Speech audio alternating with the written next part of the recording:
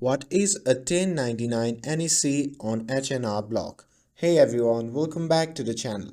In today's video, I'm going to explain what a 1099 NEC is on H&R Block for the 2025 tax year and how it affects your taxes.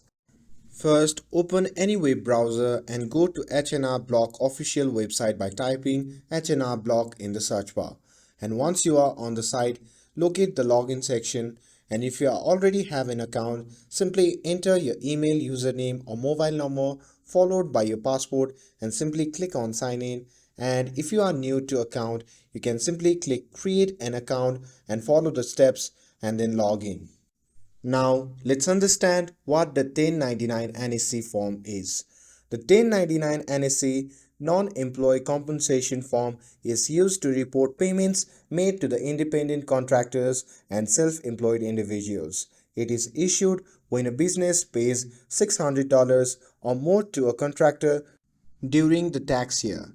Before 2020, this information was reported on Form 1099 MISC under the Box 7 section. However, since 2021, the 1099 NEC has replaced that for reporting non-employee compensation. If you worked as a freelancer, contractor, or self-employed individual, your client or employer is required to send you a 1099 NEC instead of a W-2. This means you are responsible for paying self-employment taxes. If you worked for multiple companies, you will receive a separate 1099 NEC from each one. You might owe taxes if you haven't set aside money for income and self-employment taxes throughout the year. And when filing your taxes using H&R Block, you will enter your 1099 NEC information under the self-employment income section.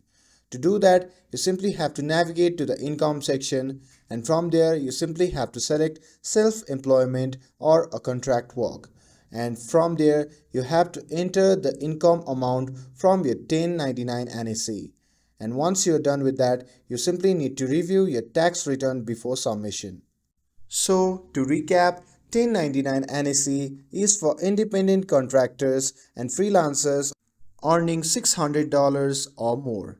It replaced Box 7 of 1099 MISC starting in 2021.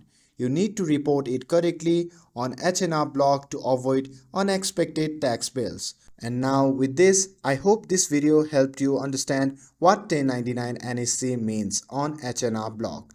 If you found this video useful, then don't forget to like, share and subscribe for more tax related content. Thanks for watching, and I'll see you in the next video.